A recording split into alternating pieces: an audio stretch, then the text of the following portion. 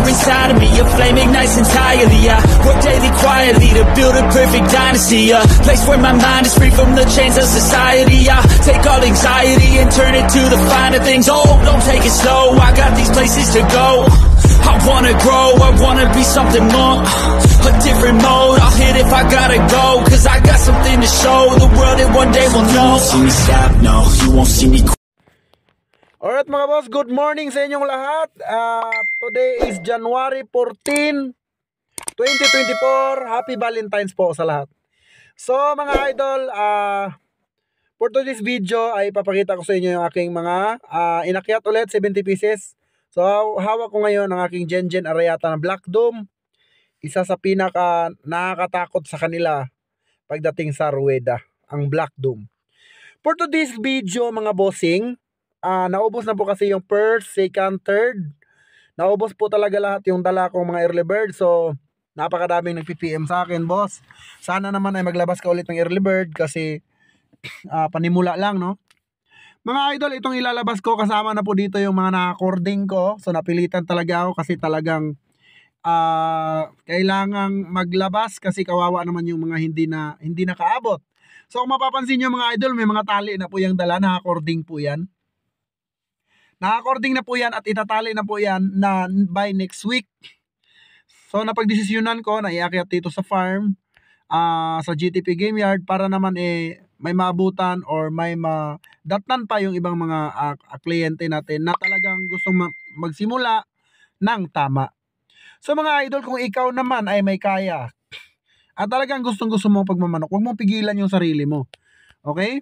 Kailangan yung sarili mo ang unahin mo bago ang iba. So kailangan maging selfish muna tayo at kapag kaya na nating tumulong, pwede na tayong tumulong. So ngayon, kailangan natin ng stress reliever. Siyempre kung may mga trabaho ka na mabigat, tapos passion mo ang pagmamanok, talaga namang nakakatulong sa'yo para patibayin ka. Lalo kung ikaw ay isang OFW. So mga idol, hawak ko ngayon yung Raptor na yan. Yan, tinali ko na mga idol kasi matapang na po siya. Ayan mga idol, siya po ay 5 months old at talagang bulbok body mga par. 70 pieces po ang dinala ng GTP dito sa area natin. At kasama na po dyan yung mga tornado hats, super brown red. Nagdala na rin ako ng Raptor sweater at Allen Roundhead na mga straight ko mga par.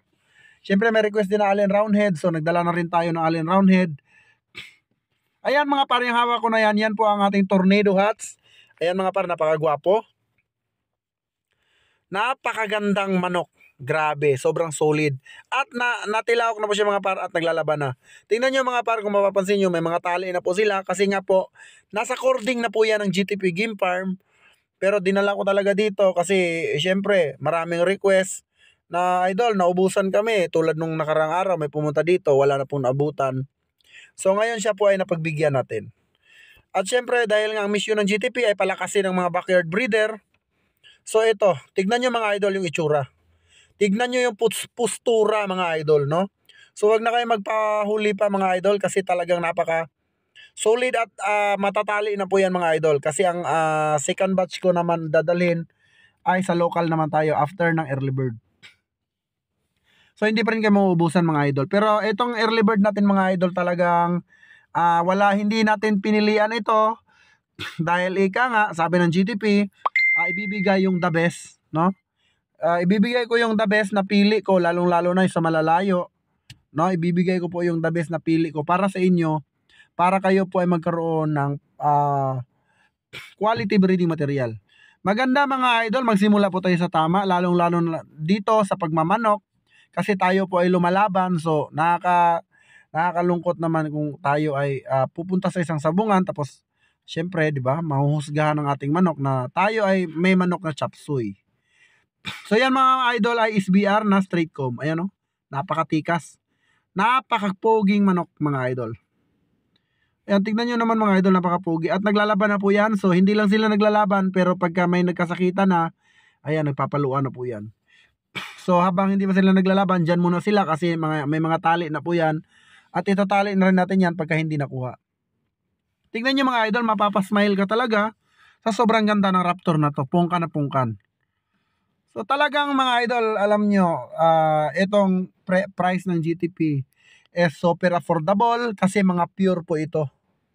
Alam naman natin ang quality at presyuhan ng pure, pero si GTP hindi po ganun. Pangmasa po kay GTP.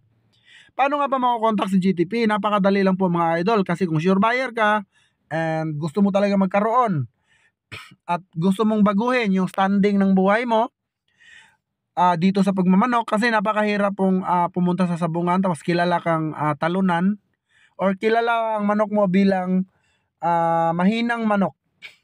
So siyempre tayo ay sabungero, meron po tayong tinatawag na pride. Ayan. At ang pride po natin, gusto po natin mag-showtime ang ating mga manok, lalong-lalo na pagdating sa ibabaw ng gradas. So mga idol, napaka-importante po yung pride. Hindi na po uso ngayon mga idol yung sinyalado, no? Tulad dati, sinyalado, hindi na po uso yan. Ngayon po mga idol ay makikipagsabayan po tayo sa mga bigatin. Hindi na po uso yung mga kaliskis. Ngayon, padamihan ng palo, palakasan ng palo.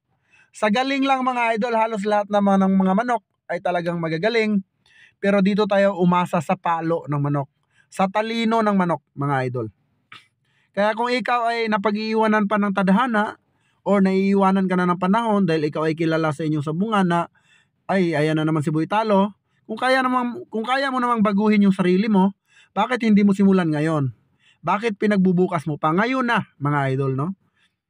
Gusto ko magkaroon ng magandang manok ngayon na, wag mo nang ipagpabukas kasi nauubos ang oras. Time is gold, ika nga mga par. So, ay mga par, kung wala na naman kayong ginagawa, ay pwede naman kayong manood dito sa GTP ng manood.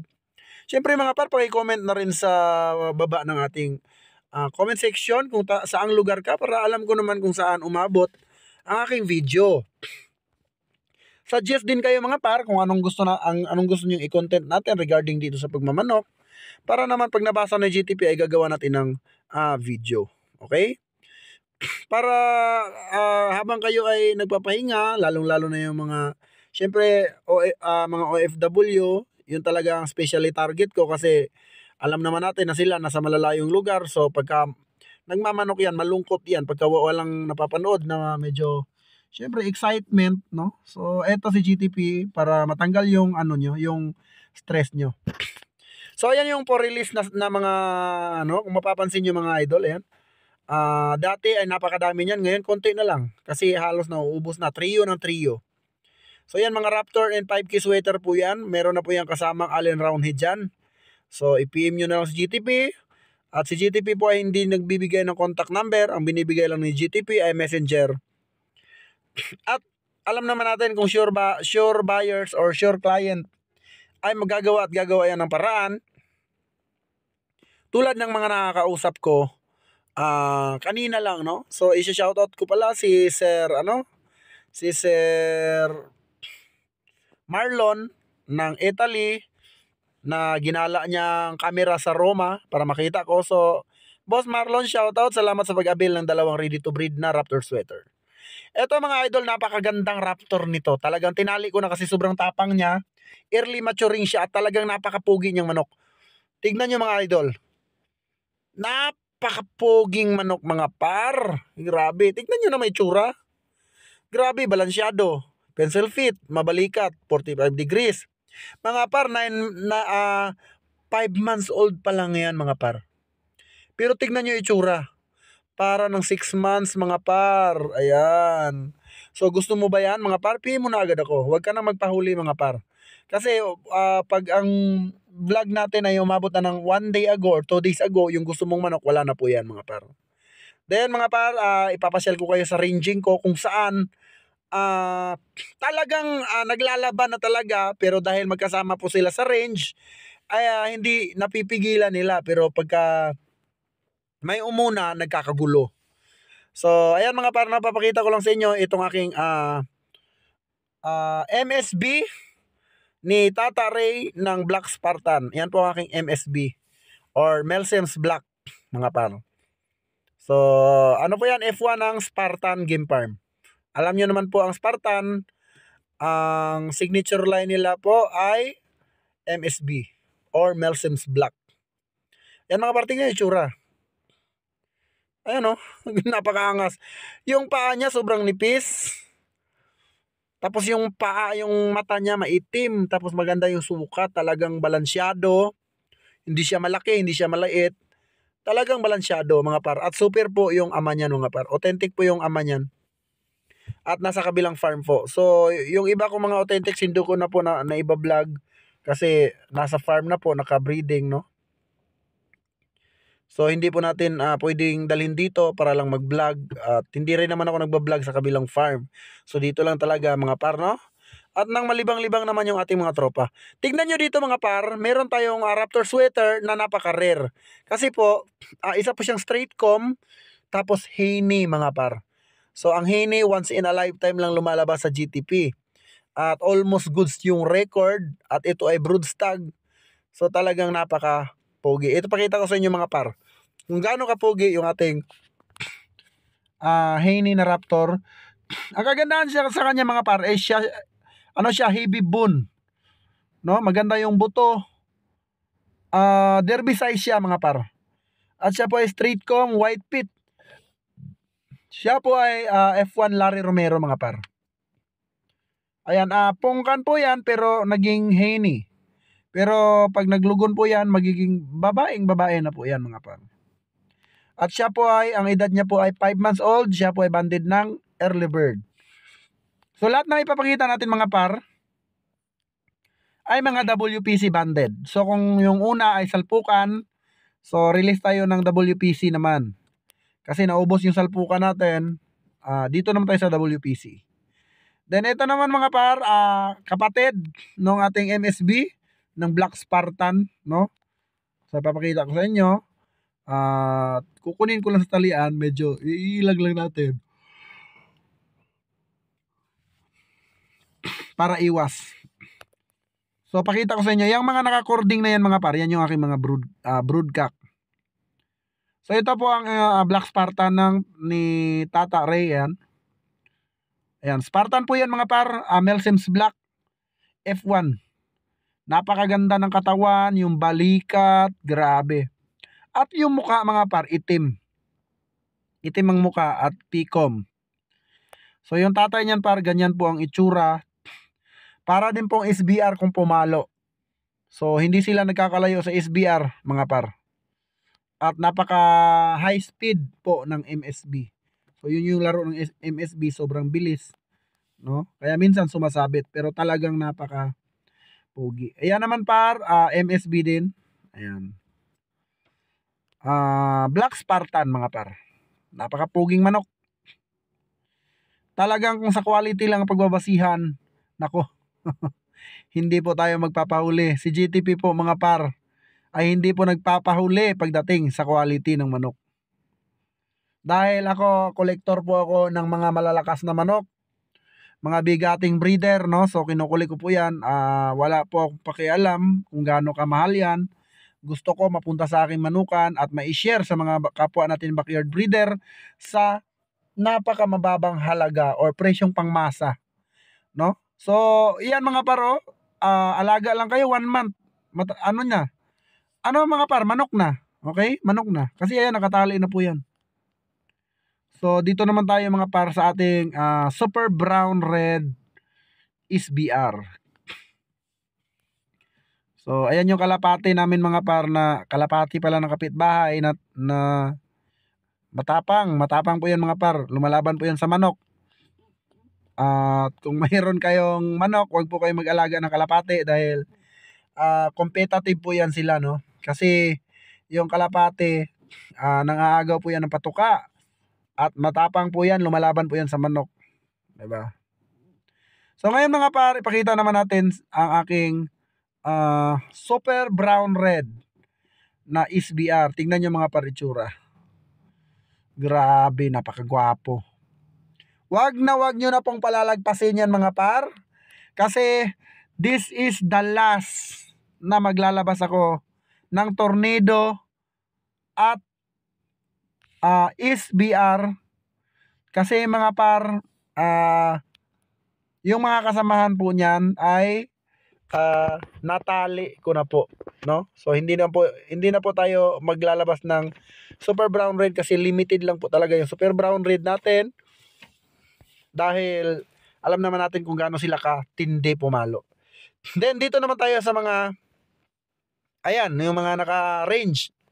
Ito yung mga hindi nag-aaway. So yung mga nakatali mga par, matatapang yon, no? So advantage sa inyo yon kung yung mga nakatali kasi matatapang. Ayan, no? Ganyan magpatoka mga par with action. So dito naman tayo mga par, ayan, kung mapapansin nyo, ang sarap sa pakiramdam na ganyan yung kaharap mo. 'Di ba? Ganyan ang kaharap mo, magpapatoka ka. Sobrang healthy nila, tapos talagang wow, beautiful. So tingnan nyo yung itsura mga par, grabe yung balikat nila, yung bone structure nila, at talagang napaka-aktibo nila. Wala talagang may sakit dyan mga par. So yan po ang panghuling yugto. Mga par, yan po ay mga cording na, pero sabi ko doon sa handler ko, iakyat na dito kasi wala na tayong early bird at kawawa naman yung mga naubusan. No? Kawawa naman yung naubusan. So pag hindi sila nakaabot, pupunta sila sa ibang breeder. So hindi nila kaya yung price.